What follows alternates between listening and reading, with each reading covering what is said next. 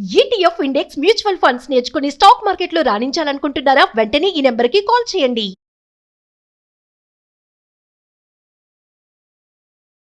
నమస్తే, welcome back to Suman TV. Present మనతో పాటు స్టాక్ మార్కెట్ అండి సుందరరామ్ రెడ్డి గారు. నమస్తే సార్. నమస్తే. సార్, మనకు వచ్చే రిటర్న్స్లో చూసుకుంటే ఖచ్చితంగా పొజిషన్ సైజింగ్ గురించి మాట్లాడుతూ ఉంటారు కదా. అసలు ఏంటి పొజిషన్ సైజింగ్ అంటే ఏంటి అంటే? పొజిషన్ సైజింగ్ని మనం ఎలా డిఫైన్ చేసుకోవచ్చు అంటే బేస్డ్ ఆన్ ద రిస్క్ని బట్టి, based on the stop loss ఎక్కడ పెడదాం అనుకున్న బట్టేసి, టోటల్ క్యాపిటల్లో ఎంత అలొకేట్ చేద్దాం అని దాన్ని బట్టేసి మనం ఎంత పొజిషన్ మనం తీసుకుంటున్నాం అంటే ఎన్ని ఎన్ని స్టాక్స్ మనం బై చేస్తున్నాము అనేదాన్ని మనం పొజిషన్ సైజింగ్ అనొచ్చు. ఓకే, అండ్ ఇది depending upon the risk profile. నువ్వు ఎంత రిస్క్ తీసుకుంటావు అని దాన్ని బట్టేసి, అంటే స్టాప్ లాస్ ఎక్కడ మేనేజ్ చేస్తాం దాన్ని బట్టేసి, రిటర్న్స్ ఎంత కావాలని దాన్ని బట్టేసి మనం చూసుకుంటాం అనమాట. సింపుల్ చెప్పాలంటే రిస్క్ మేనేజ్మెంట్ని మనం పొజిషన్ సైజింగ్ అనొచ్చు. ఓకే, వీటి ద్వారా రిస్క్ ఎలా మేనేజ్ చేసుకోవచ్చు అంటే, ఫర్ ఎగ్జాంపుల్ నా దగ్గర ఒక 10 స్టాక్స్ ఉన్నాయి అనుకోండి. ఒక్కొక్క స్టాక్స్ నేను 10% అలొకేషన్ చేశాను అనుకోండి. ఇప్పుడు మార్కెట్ కనుక 1% మూవ్ అయింది అనుకోండి, నా బీటా 1 అనుకోండి, అప్పుడు టోటల్గా అన్ని స్టాక్స్ ఒకేలాగా ఎఫెక్ట్ అవుతాయి. అలా కాకుండా ఒక స్టాక్ నేను ఒక 30-40% పెట్టాను అనుకోండి, సైజ్ ఎక్కువ ఉంది కదా, అప్పుడు లాస్ అయినా ఎక్కువ ఉంటుంది, గెయిన్ కూడా ఎక్కువ ఉంటుంది అనమాట. So position sizing nothing but risk management. నీకు వచ్చే రిస్క్ని ఎలా మేనేజ్ చేస్తున్నావు అనేది అనమాట. మనం ఎక్కువసార్లు ఏంటంటే టూ మచ్ పాజిటివ్ థింక్ చేసేసి ఒక స్టాక్లో అంత పెట్టేసామనుకోండి. ఇప్పుడు హెచ్సిఎల్ టెక్నాలజీస్ ఉంది, ఈరోజు రిజల్ట్ బాగాలేదని చెప్పేసి 10% పడగొట్టారు. మీ దగ్గర ఒక స్టాకే ఉంది, అమౌంట్ అంతా దానికే పెట్టారనుకోండి, దారుణంగా 10% లాస్ అవుతారు కదా సింగిల్ డేకే. ఎందుకంటే మీరు 100% అలొకేట్ చేశారు కాబట్టి బాగా ఎఫెక్ట్ అవుతారు. అలా కాకుండా మీ దగ్గర ఒక 20 స్టాక్స్ ఉన్నాయి అనుకోండి, హెచ్ఎల్ టెక్నాలజీ కూడా అన్నిటితో పాటు ఒక 5% కేటాయించారనుకోండి, ఈరోజు మీకు పడింది నెగ్లిజిబుల్ కదా అది. ఎందుకంటే టోటల్ పోర్ట్ఫోలియోలో 5% దానికి 10% ఎఫెక్ట్ అయ్యారు, అంతే, తక్కువ ఎఫెక్ట్ అవుతారు. అందుకని పొజిషన్ సైజింగ్ అంటే ₹10 ఇన్వెస్ట్మెంట్ చేస్తే 10% ఎఫెక్ట్ అయ్యారనుకోండి, మీకు వస్తుంది ఎంత అంటే ₹1 గెయిన్ అనుకోవచ్చు. కొన్ని ₹100 అనుకోండి, నీకు ఆ 1% రావాలంటే 1% మోయితే చాలు. అంటే ₹100 పొజిషన్ మీ దగ్గర అనుకుంటే నీకు ₹1 రావాలంటే 1% మోయితే వచ్చేస్తుంది. ₹10 దాని మీద మాత్రం 1% రావాలంటే 10% పట్టిద్ది.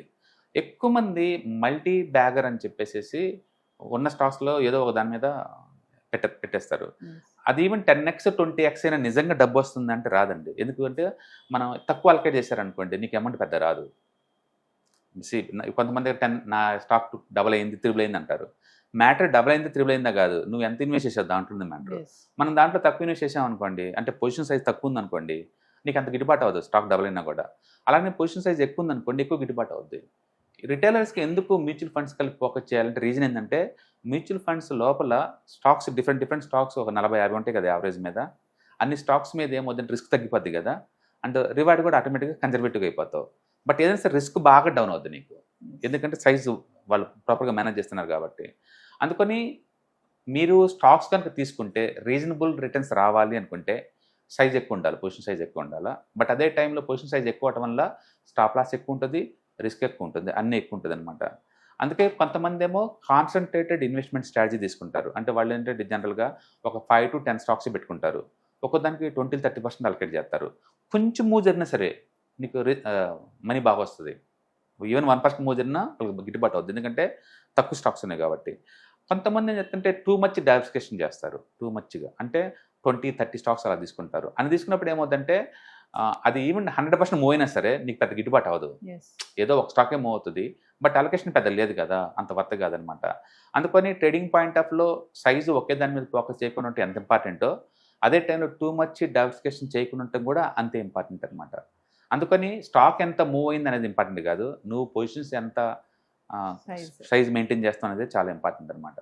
అందుకని మ్యూచువల్ ఫండ్స్ అయితే మనం ఒక్కటైనా సరే హెవీగా ఇన్వెస్ట్ చేసుకోవచ్చు, ఎందుకంటే అందులో డిఫరెంట్ కంపెనీస్ ఉన్నాయి కాబట్టి మన రిస్క్ ఆటోమేటిక్గా తగ్గిద్ది. అదే నీకు సింగిల్ స్టాక్ మీద హెవీగా ఇన్వెస్ట్ చేశారనుకోండి, స్టాప్ లాస్ అయినా రిస్క్ అయినా చాలా ఎక్కువ ఉంటుంది, రివార్డ్ అయినా ఎక్కువ ఉంటుంది అనమాట. అందుకని stock market is all about risk management. Multi baggers అన్నారు కదా sir, multi bagger stocks. Bagger అంటే 100% రిటర్న్స్ వచ్చే వాటిని బ్యాగ్ అంటాం. ఒక బ్యాగ్ అంటే మల్టీ అంటే మోర్ దెన్ 100% అనమాట. అంటే సంవత్సరానికి ఎవ్రీ ఇయర్ మోర్ దెన్ 100% ఇచ్చే రిటర్న్స్ ఇచ్చే స్టాక్స్నే ఉంటారంటే మల్టీ బ్యాగర్స్ అంటారు బేసికల్గా. ఎక్కువసార్లు మల్టీ బ్యాగర్ ఎందుకు అవుద్దంటే, అంటే ఫ్యూచర్లో ఎర్నింగ్ విజిబిలిటీ పెరుగుతుంది అనుకోండి, అంటే మార్జిన్స్ బాగా మిగులుతున్నాయి అనుకోండి, రా మెటీరియల్ కాస్ట్ బాగా తక్కువ వస్తుంది అనుకోండి, అండ్ కస్టమర్స్కి ఈ ప్రొడక్ట్ ఎక్కువ వాడుతున్నారు అనుకోండి, అప్పుడు ఆటోమేటిక్గా ఈ సేల్స్ పెరిగి ప్రాఫిట్ పెరిగే ఛాన్స్ ఎక్కువ ఉంది కదా. అండ్ ఇలాంటి మల్టీ బ్యాగర్ అవుతాయి, ఇంకా ఎస్. ఇలాంటివి చాలా ఫాస్ట్గా అవుతాయి. అయితే ఈ మల్టీ బ్యాగర్ స్టార్టర్స్ జీవితకాలం ఉంటుంది అంటే ఉండదు. చాలా వరకు ఏమవుతుందంటే ఒక మేబీ 5x నుంచి ఒక 10x 20x వచ్చి కలిసిపోతూ ఉంటాయి అనమాట. అంటే 100% వచ్చేవి చాలా రేర్గా ఉంటాయి.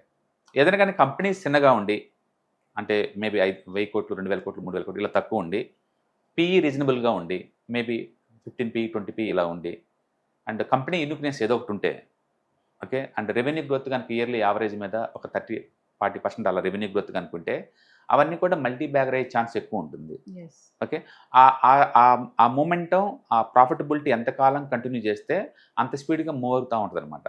లాస్ట్కి ఏమవుతుందంటే EPS rise plus PE expansion. అప్పుడు పీ ఇంతకుముందు 20 కదా ఉంది, ఇది బాగా ఎర్న్ చేస్తారు కల్లా పీఈని కూడా తీసుకెళ్ళి 30-40 చేస్తారు. చేసినప్పుడు పీఈ డబుల్ ట్రిపుల్ అవుతుంది కదా, ప్లస్ ఈపీఎస్ కూడా పెరుగుతుంది కదా. ఆ కంబైన్డ్ మూవ్ తోటి నీకు ఎక్కువ రిటర్న్స్ వస్తాయి అనమాట. Those are called as multi baggers బేసికల్గా. మల్టీ బ్యాగర్స్ రావాలంటే ఒకటే మెయిన్ లక్షణం, ఆ company revenue growth and profit growth yearly 30-40% ఉండాలి, ఖచ్చితంగా ఉండాలి. అండ్ కంపెనీ సేల్స్ ఫాస్ట్గా పోతూ ఉండాలి, అండ్ లో పీఈతో ఉండాలి, కంపెనీ సైజ్ తక్కువ ఉండాలి. రిలయన్స్ లాంటివి మల్టీ బ్యాగర్ అవ్వలేవు, బట్ సైజు పెద్దవి. అవి ఆల్రెడీ 18 లక్షల కోట్ల కంపెనీ. డబుల్ అవ్వాలంటే 18x18 అవ్వాలి కదా, అది చాలా రేరు. అదే నీకు స్మాల్ కంపెనీస్ అనుకోండి, అవి ఈజీగా డబుల్ అవుతాయి. ఇప్పుడు 1000 కోట్ల సేల్స్ అనుకోండి, 2000 కోట్లు అవటం చాలా ఈజీ, ఎందుకంటే బేస్ ఉన్నది కాబట్టి. అందుకని మల్టీ బ్యాగర్స్ ఎప్పుడు ఎక్కడైనా సరే స్మాల్ క్యాప్ లేదా మిడ్ క్యాప్ నుంచే వస్తాయి. అవన్నీ చాలా ఫాస్ట్గా రెవెన్యూ గ్రోత్తో ఉంటాయి. అండ్ రెండోది అవి మోస్ట్ హ్యాపీనింగ్ సెక్టర్ అయి ఉండొచ్చు, మార్జిన్స్ ఎక్కువ ఉండే సెక్టర్ అయి ఉండొచ్చు అనమాట. అండ్ ప్రతి డెకేడ్కి ఏదో ఒక కొత్త సెక్టర్ వస్తుంది అనమాట, వాటికి ఎక్కువ ఛాన్సులు ఉంటాయి. ఇప్పుడు పవర్ కావచ్చు ఈ పాయింట్ ఆఫ్ టైంలో. అండ్ ఇప్పుడు ఫుడ్ హ్యాబిట్స్ అన్నీ మారుతున్నాయి కదా, రెడీమేడ్ ఫుడ్స్ ఏదైనా పబ్లిక్ డిమాండ్ ఉన్న ఫుడ్ అయి ఉండొచ్చు. ఏదైనా సరే సేల్స్ గ్రోత్ కనుక 30-40% ఉంటే వాటికి మల్టీ బ్యాగర్ అయ్యే ఛాన్స్ ఎక్కువ ఉందన్నమాట.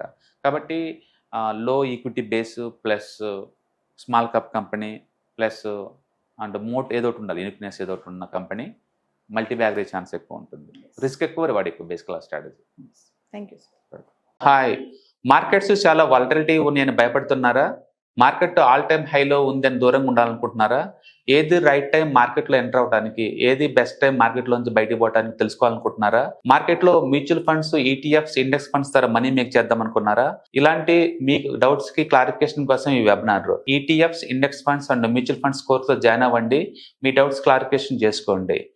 Every month Saturday, Sunday and Monday conduct చేసే ఈ కోర్సులో మీకు ఈటీఎఫ్స్ అంటే ఏంటి, ఇండెక్స్ ఫండ్స్ అంటే ఏంటి, మ్యూచువల్ ఫండ్స్ అంటే ఏంటి, different type of ETFs, index funds, mutual funds అంటే ఏంటి, ఇందులో ఇన్వెస్ట్ చేయడం ద్వారా లాంగ్ టర్మ్ లో వెల్త్ ఎలా క్రియేట్ చేసుకోవాలా, షార్ట్ టర్మ్ లో ఎలా వెల్త్ క్రియేట్ చేసుకోవాలా, ఎనీబడి కెన్ ట్రేడ్ ప్రోగ్రామ్ ఎలా పార్టిసిపేట్ చేయాలా, ఇలాంటి అన్నిటికీ మీకు ఆన్సర్ దొరుకుతుంది. కాబట్టి మీకు ఎవరికన్నా ఇలాంటి వాటిలో వెల్త్ క్రియేట్ చేయాలని కనుక ఇంట్రెస్ట్ కనుక ఉంటే కింద స్క్రోల్ అవుతున్న నెంబర్కి కాల్ చేయడం ద్వారా మీ సీట్ని బుక్ చేసుకోండి. Thank you.